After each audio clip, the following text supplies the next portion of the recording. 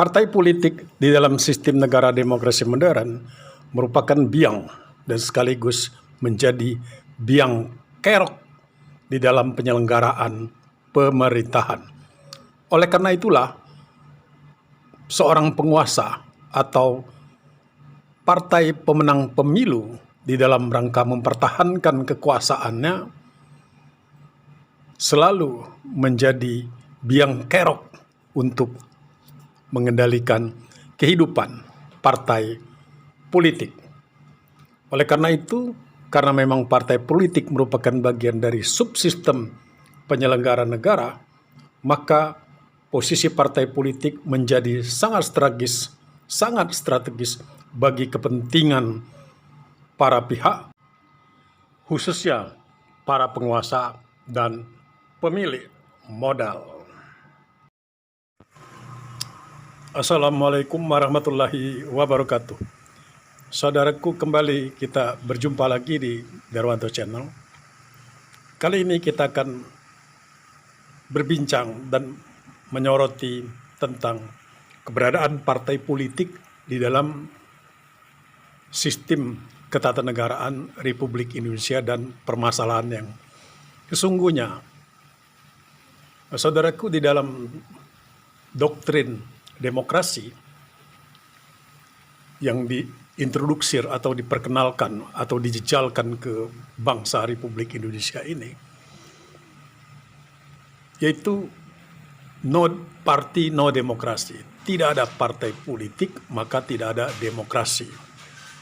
Artinya bahwa di dalam kehidupan negara demokrasi modern, partai politik merupakan unsur paling utama di dalam sistem pemerintahan demokrasi modern, apapun bentuk republik itu.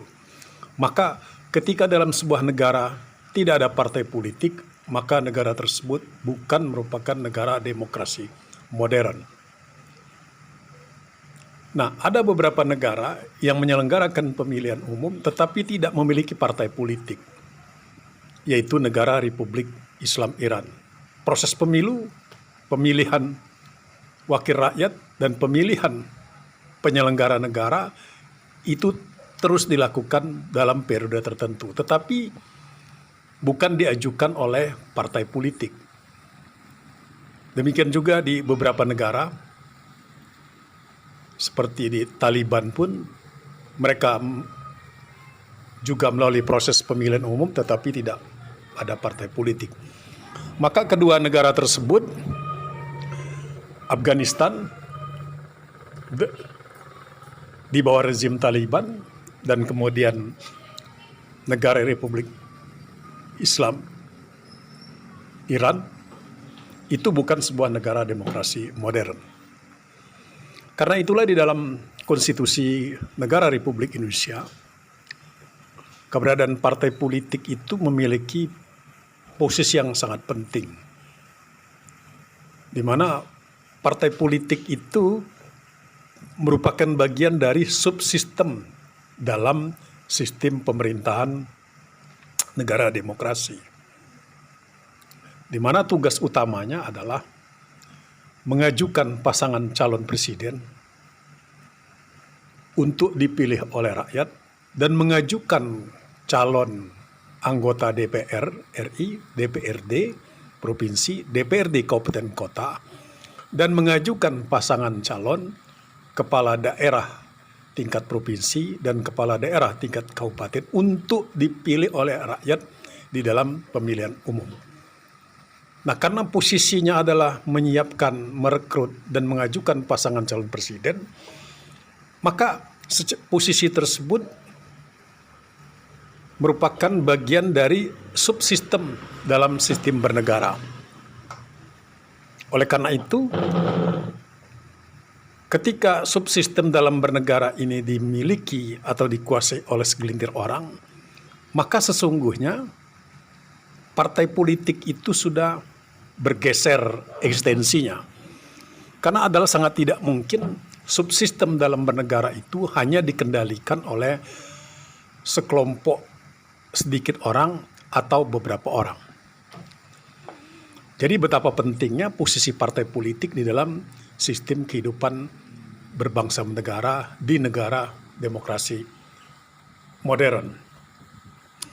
Nah, karena posisinya adalah bagian dari subsistem bernegara, maka ketika dalam menjalankan fungsinya merekrut atau mempersiapkan, mengajukan pasangan calon penyelenggara negara, maka posisi ini tentunya mengharuskan partai politik itu melakukan sebuah perencanaan rekrutmen, perencanaan penempatan seseorang atau beberapa orang untuk menjadi calon penyelenggara negara, baik di pusat maupun daerah. Berarti partai politik adalah milik publik, satu. Kemudian kedua, partai politik harus terbuka. Ketiga, partai politik mau tidak mau, partai politik juga difungsikan sebagai organisasi kader, yaitu merekrut, membina, mempersiapkan, dan mempromosikan seseorang atau lebih dari seorang atau sekelompok orang untuk menjadi calon penyelenggara negara. Nah, pertanyaannya adalah bagaimana keberadaan partai politik atau di dalam sistem ketatanegaraan Republik Indonesia. Keberadaan partai politik itu pertama didirikan oleh sekelompok orang dan harus mengikuti tahapan-tahapan untuk memenuhi persyaratan-persyaratan untuk disahkan sebagai badan hukum partai politik. Hanya saja ada sedikit terjadi distorsi di dalam hal pengesahan badan hukum partai politik di Republik Indonesia. Badan hukum partai politik di Indonesia ini disahkan oleh pemerintah, dalam hal ini adalah presiden. Sedangkan presiden adalah berasal dari partai politik, setidak-tidaknya dicalonkan oleh partai politik. Artinya bahwa di dalam negara demokrasi modern, pemerintah itu adalah pemenang pemilu, partai pemenang pemilu. Nah, partai pemenang pemilu inilah yang akan mengesahkan keberadaan partai politik, baik partai penguasa dan pendukungnya maupun partai oposisi dan partai-partai yang dalam proses pembentukannya itu badan hukumnya disahkan oleh partai penguasa. Disinilah terjadi distorsi. Partai penguasa itu tentunya memiliki berbagai macam agenda, berbagai macam kepentingan untuk mempertahankan jabatan, untuk mempertahankan sumber-sumber keuangan, dan untuk mempertahankan citra diri di dalam mengelola sistem pemerintahan yang ada. Oleh karena itulah maka pasti akan ada langkah-langkah politik praktis untuk mempertahankan kekuasaan tersebut. Oleh karena itu keberadaan partai politik menjadi sangat penting, apakah partai politik itu akan mendukung pemerintah atau tidak. Oleh karena itulah maka dalam prakteknya pemerintah selalu saja berusaha ketika akan mengesahkan badan hukum partai politik, maka kewenangan untuk mengesahkan badan hukum partai politik itu digunakan sebagai sarana untuk melakukan negosiasi dan diplomasi politik di dalam kerangka mengamankan kekuasaan atau memperkuat kekuasaannya. Di sini mulai terjadi distorsi dan kemudian akan mengganggu eksistensi sebuah partai politik, baik itu partai oposisi maupun partai yang baru berdiri atau baru sedang dalam proses pengesahan badan hukum partai politik. Ini adalah salah satu persoalan paling mendasar. Tetapi DPR, lembaga partai politik, lebih suka pengesahan badan hukum partai politik dilakukan oleh pemenang pemilu. Dalam hal ini adalah partai politik pemenang pemilu, bukan oleh lembaga partai yang lain. Padahal di dalam sistem kehidupan bernegara, dalam sistem kehidupan demokrasi modern, dengan berporos pada partai politik harus terjadi check and balances. Maka ketika partai politik disahkan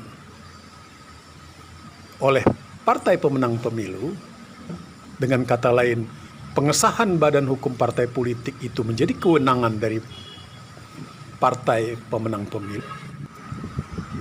Nah, ketika partai politik itu badan hukumnya disahkan oleh penguasa yang notabene adalah partai pemenang pemilu, maka partai politik telah mengalami ketergantungan. Tidak ada independensi, tidak ada keleluasaan bagi partai politik untuk menyatakan sikap atau untuk menjadi oposisi di dalam kiprahnya menjalankan agregasi kepentingan rakyat yang telah memilih partai politik. Oleh karena itulah maka agenda-agenda partai politik sering melakukan harmonisasi terhadap agenda-agenda kepentingan penguasa, dalam hal ini kepentingan presiden terpilih.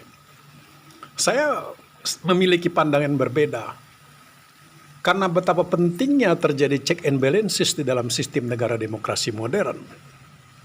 Maka partai politik itu harus bisa independen. Karena dia bisa independen dan terjaga eksistensinya, maka dia bisa berkiprah, bisa menjadi oposisi, bisa untuk berpartisipasi secara aktif atau tidak memberikan perannya. Oleh karena itu, kewenangan pemerintah untuk mengesahkan badan hukum partai politik harus dicabut kewenangannya itu. Nah, kewenangan itu sebaiknya menurut saya diberikan kepada badan yudikatif, bukan kepada eksekutif.